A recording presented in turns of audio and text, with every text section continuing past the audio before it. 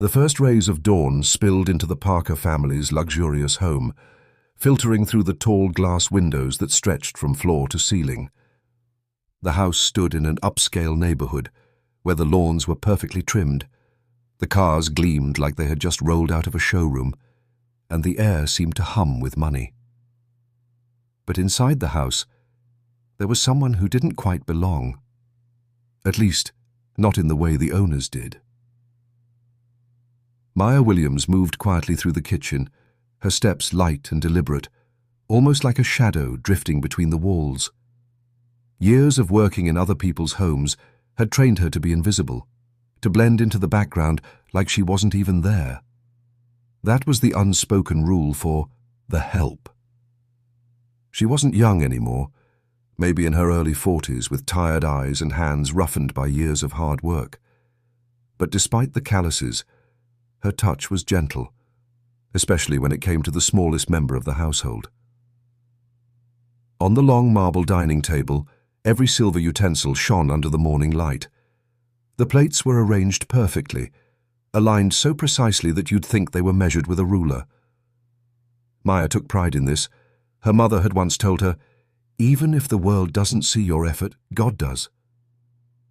It was a belief she carried with her in every task, whether it was scrubbing stubborn stains from the floor or polishing a spoon until she could see her reflection in it. The rich aroma of freshly brewed coffee drifted through the air, mingling with the faint scent of lemon polish. Maya had already been awake for hours. She liked working early, before the Parkers woke up. It was the only time she could breathe in peace without feeling the weight of their watchful eyes. Her bed, if you could call it that, was nothing more than a thin, worn-out mat in the laundry room, wedged between the dryer and a pile of storage boxes. There were nights when the cold from the tile floor seeped into her bones, making her joints ache. Still, she never complained. She had learned long ago that complaints from people like her rarely changed anything. They only got you replaced. Besides, she had a reason to endure it all. Ethan. Ethan Parker, the Parkers' only child, was a fragile, restless baby. He was barely a year old, but had already been through more sleepless nights than most adults. His cries pierced the silence at odd hours, sometimes stretching on for what felt like eternity. For some reason, no matter how much Mrs. Parker rocked him, or how many lullabies she sang from her phone's playlist, Ethan wouldn't calm down. But when Maya came into the room, the baby's sobs would soften. When she picked him up, they would stop altogether. It was a bond that had formed almost by accident. In her first month working for the Parkers, Maya had been mopping the hallway outside the nursery when she heard Ethan wailing. Mrs. Parker's frustrated voice followed. "I don't know what's wrong with him. I've done everything." Maya had hesitated. She knew better than to step into her employer's private spaces without permission. But something about the baby's cry was different that night. It wasn't just noise. It was desperation. And so quietly she put down the mop, knocked softly, and asked if she could help. Mrs. Parker had been too exhausted to argue. She waved her in, and within minutes Ethan was nestled against Maya's chest, his tiny body trembling from crying too hard. Maya had started humming a lullaby her grandmother used to sing to her back in the small town where she grew up. It wasn't in English. It was in a dialect the Parkers didn't understand, but it worked like magic. Ethan's sobs slowed, his breathing steadied, and eventually he fell asleep.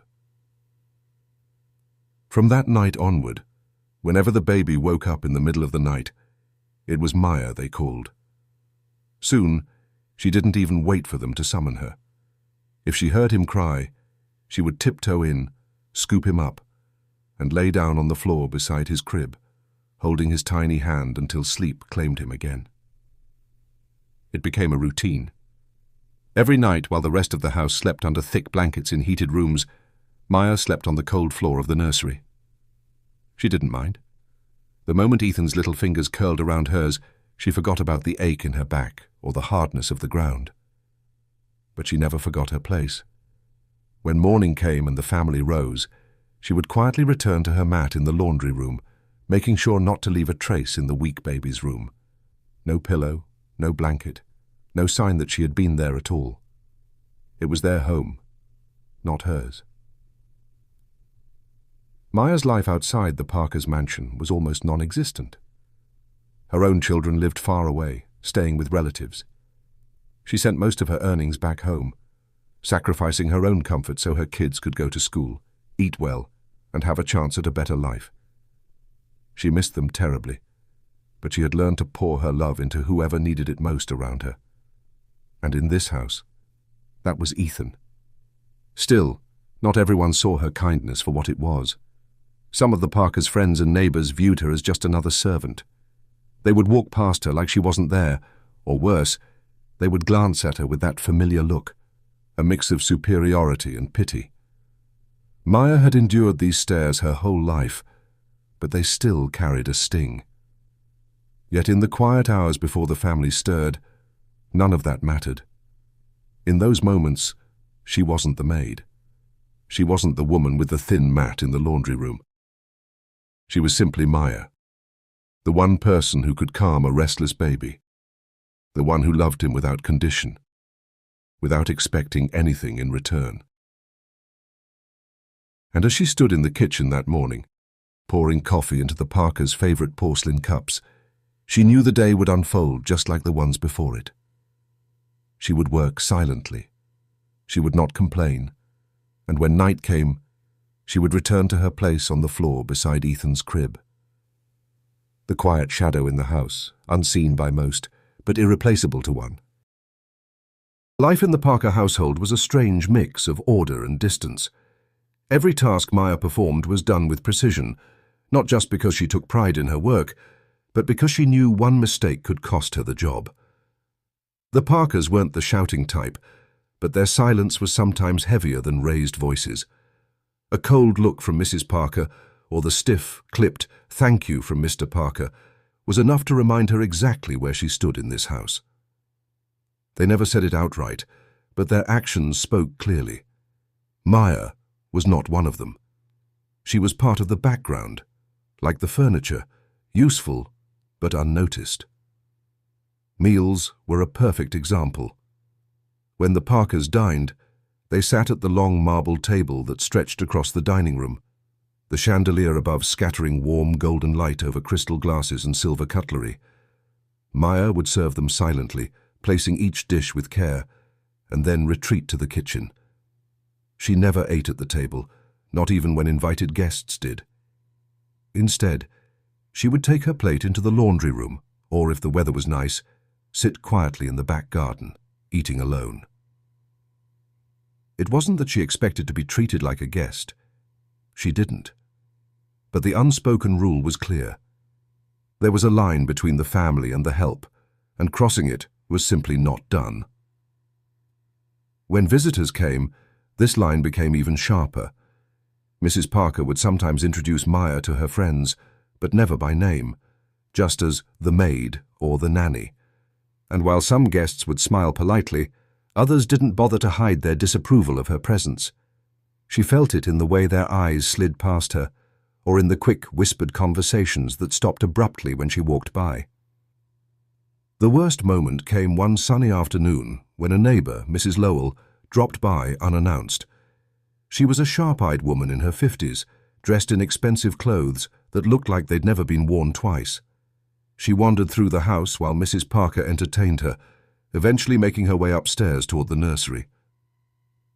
Maya was there, sitting on the floor beside Ethan's crib. He had been fussing for hours, refusing to nap unless she stayed close.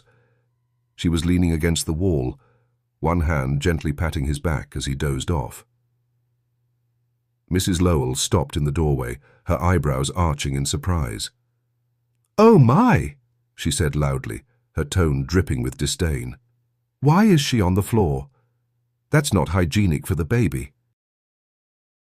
Maya felt the heat rise in her cheeks.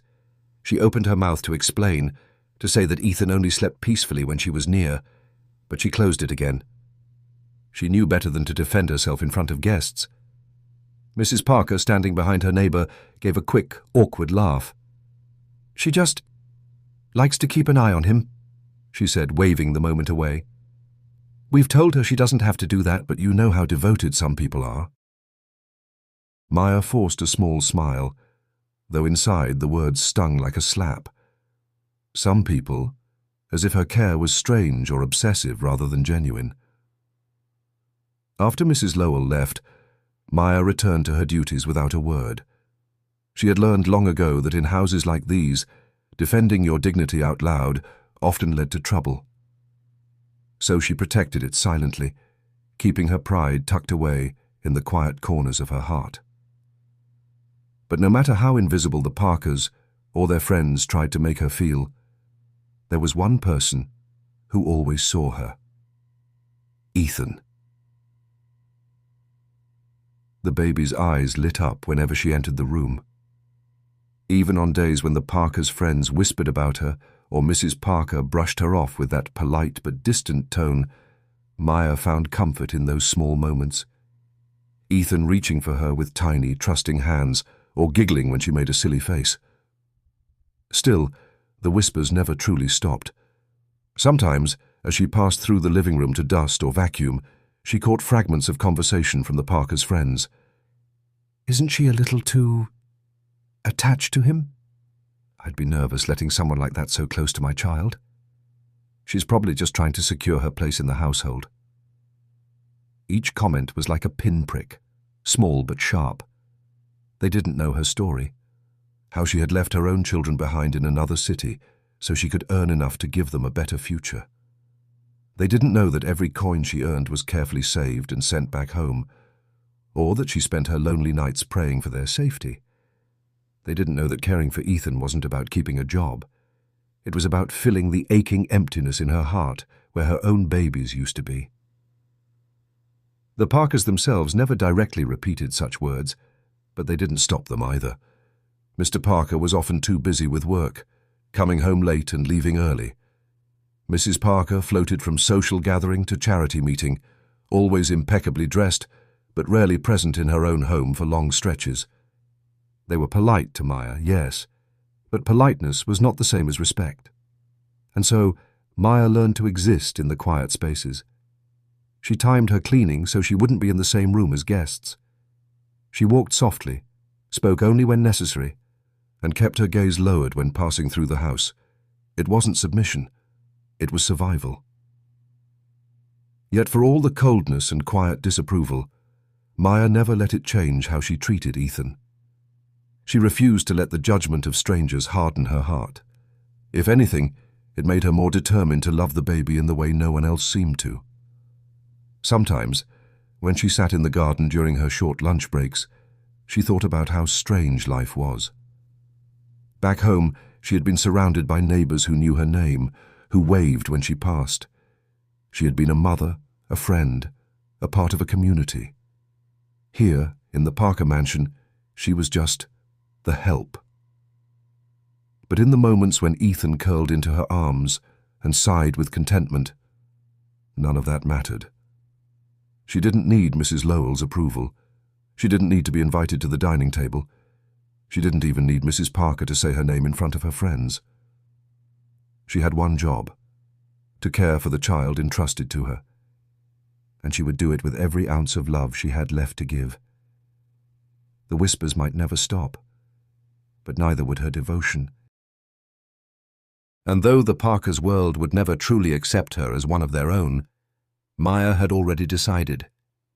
The cold stares and quiet gossip were a small price to pay for the warm, trusting eyes of the little boy who saw her not as the maid, but as his safe place in a big, lonely house. Parker was a delicate child from the very beginning. Even the doctors had remarked on it when he was born. A tiny boy with a weak cry, as if the effort to greet the world was already exhausting him. His early months were filled with restless nights, frequent illnesses, and a constant unease that no amount of rocking or singing from his parents seemed to ease. Mrs. Parker, though impeccably dressed and composed in public, struggled in private. She loved her son, but she found his constant need for comfort overwhelming. More often than not, she would hand him to Maya with a weary sigh. muttering something about needing to rest for a moment that often stretched into hours. It was in these hours that the bond between Maya and Ethan quietly grew. The first thing Ethan seemed to notice about her was her voice. It wasn't loud or musical in the way most people imagined when they thought of lullabies. Maya's voice was low, warm, and steady, the kind of sound that seemed to smooth the sharp edges of fear. She sang songs from her childhood, melodies passed down from her grandmother, in a language Ethan didn't understand, but somehow felt. The moment she began humming, his little fists would unclench, and his cries would soften. Maya noticed something else, too. Ethan liked the rhythm of her heartbeat. She discovered this one evening when, in desperation, she pressed him against her chest, his ear resting right over her heart. Almost instantly, he went still, his tiny breaths sinking with the steady beat beneath her skin. From that moment on, she carried him close whenever she could, knowing that the sound seemed to anchor him in a way nothing else did. To the Parkers, this attachment was inconvenient. Mr. Parker especially began to question it. He was a man of routine, and he believed babies should be trained early to sleep alone, to adapt quickly, to toughen up. "He's going to grow too dependent on you," he warned Maya one morning, watching as she gently rocked Ethan in the nursery. Maya only smiled faintly. "Babies can't be spoiled by love, sir," she said softly. "They grow out of needing us soon enough." Mr. Parker didn't argue further, but she could see the disapproval in his eyes. Still, no matter what anyone thought, Ethan made his preference clear. On nights when Mrs. Parker tried to soothe him, his cries would grow louder, more frantic. But the moment Maya entered the room, his sobs would falter. He would turn his head toward her voice, reaching for her with tiny, trembling hands. In those moments, something inside Maya stirred. Something both tender and aching. She thought of her own children, far away, their faces growing hazy in her memory as the months passed. She wondered if they still remembered the sound of her voice when they were sick or scared. Caring for Ethan didn't erase the pain of their absence, but it filled a space in her heart that had been hollow for far too long. Her connection with Ethan wasn't just about comfort, it was about understanding. She could tell the difference between his cries, the sharp, urgent wail of hunger, the restless whimper of sleepiness, the low, pained moan when his stomach hurt. She knew when he wanted to be held and when he simply wanted her nearby. It was this deep, almost instinctive awareness that baffled the Parkers. One afternoon, Mrs. Parker stood in the doorway of the nursery, watching silently as Ethan clutched Maya's shirt in his small hand, refusing to let go. "I don't know how you do it," Mrs. Parker admitted finally. "He never settles for me like that." Maya didn't answer right away. She adjusted the blanket around Ethan's shoulders, brushing a strand of hair from his forehead. "Maybe he just needs to feel safe," she said quietly. "And sometimes, safety isn't about the person we expect. It's about the one who shows up when we need them." Mrs. Parker said nothing after that, but her expression was unreadable as she turned and walked away. Over time, Ethan began to associate Maya with every small comfort in his world. The smell of her laundry soap, the warmth of her hands, the lullabies that wrapped around him like a soft blanket. All of it became a signal to his little mind. "You're okay now." Even during the day, he would crane his neck to follow her when she moved around the room. If someone else tried to take him, he would fuss until Maya returned, and when she smiled at him, his whole face lit up with a joy so pure it almost hurt her to look at. But for all their closeness, Maya never forgot the boundaries of her position. She knew that the Parkers could decide at any moment to replace her. She knew that in their world, the bond between a servant and their child was easily dismissed or even considered inappropriate. So she kept her affection for Ethan gentle but professional in front of others, saving the deeper tenderness for their quiet moments alone. Still, some things were impossible to hide. Guests noticed the way Ethan seemed calmer around her. Neighbours noticed too, and not always kindly. Some whispered that it was strange for the maid to be so involved. Others implied that she was using the baby's attachment to secure her job. Maya ignored them. She knew the truth. Love wasn't a strategy, it was a choice. And she had chosen, from the very first time she held him, to love Ethan as if he were her own, not because it benefited her, but because every child deserved to feel safe and cherished. One evening, as the sun dipped below the horizon and the nursery filled with a soft golden glow, Ethan lay in her arms, fighting sleep. His tiny fingers traced the lines on her palm as she hummed quietly. His eyes fluttered open just long enough to meet hers, and in that gaze was something unspoken: trust, recognition, and the simple knowledge that in a big, unfamiliar world, he had found someone who would not let him go. For Maya, that look was worth more than any salary, any polite thank you, any approval from the Parkers or their friends. In that look was proof that, even in a house where she was meant to be invisible, she had become someone's whole world. And as she finally laid him down in his crib, pulling the blanket gently over him, Maya knew that this bond, fragile, precious, and built in the quiet moments between the cries, would be the heart of everything that came next. Winter that year came early. One day, golden leaves still clung to the trees in the Parkers' yard, and the next, icy winds swept through the neighborhood, rattling the window panes and painting the world in a dull gray. The heating system hummed softly through the house, but even with the warmth, Maya felt the chill in her bones, the kind of cold that made her joints ache and her fingers stiffen. It was on one of those bitter nights that Ethan's cry pierced the silence. Maya had been lying on her mat in the laundry room, resting her eyes after a long day, when the sound reached her. It wasn't his usual restless whimper. This cry was sharper, urgent, filled with a kind of fear that made her heart race before she even stood up. She hurried to the nursery, her bare feet whispering against the floor.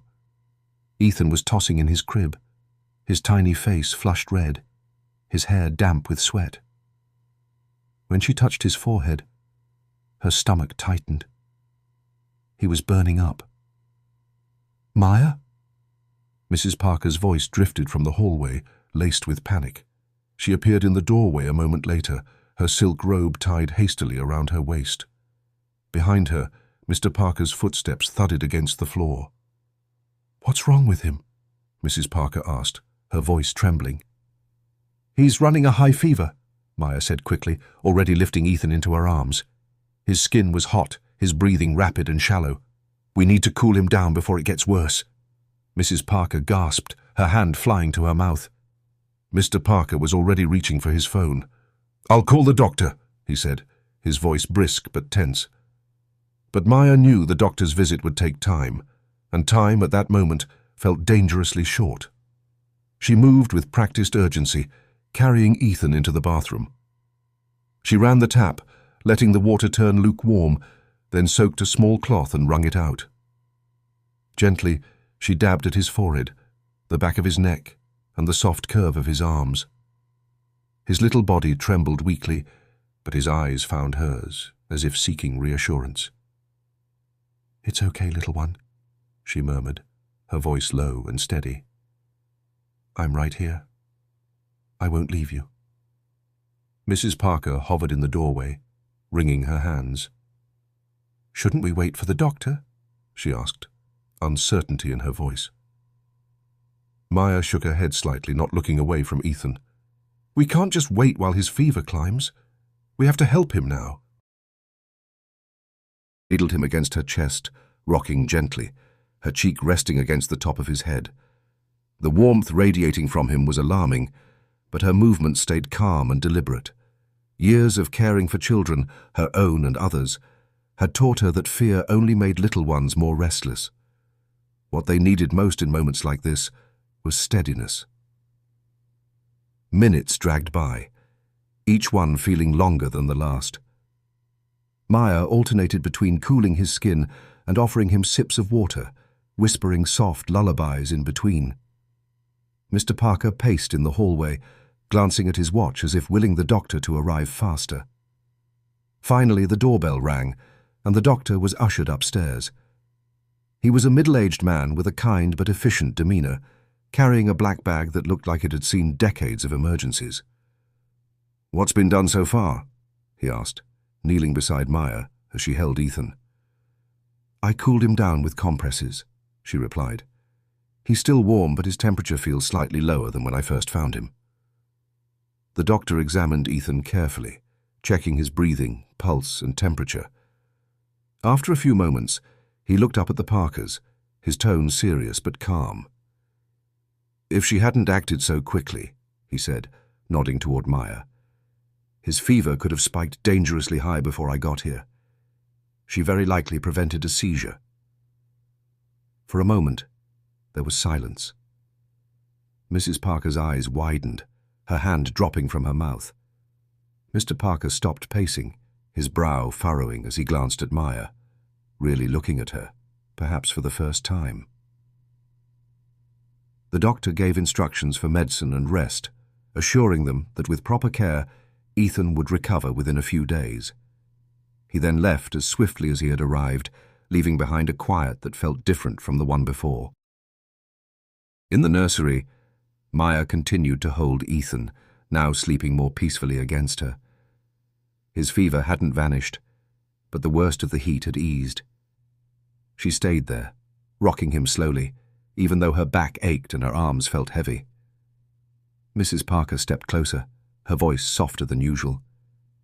You knew exactly what to do," she said, almost as if admitting something to herself.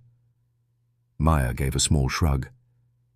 "When you've cared for children as long as I have, you learn to listen to them, even when they can't tell you what's wrong." There was something unspoken in the air, something that passed between Mrs. Parker and her husband when they exchanged a glance. Neither of them said it outright, but it was clear. Tonight had changed something. When Maya finally rose to lay Ethan back in his crib, she smoothed the blanket over him and brushed a hand gently over his hair. The Parkers stood nearby, watching in silence. That night, they didn't send her back to her mat in the laundry room. Mrs. Parker offered her the armchair in the nursery so she could stay close, just in case. It was a small gesture, but it carried weight. For the first time, Maya felt like they saw her as more than just the help. What they didn't know was that Maya would have stayed anyway, chair or no chair, permission or not. Because for her, caring for Ethan wasn't part of a job description.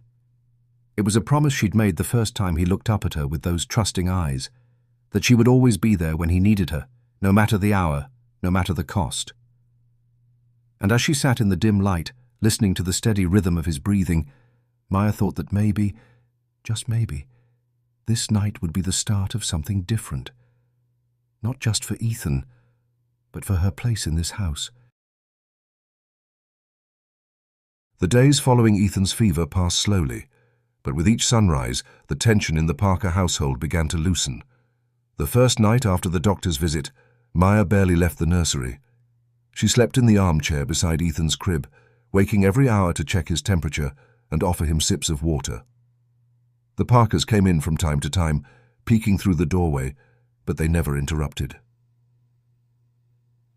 By the third day, Ethan's fever had broken completely.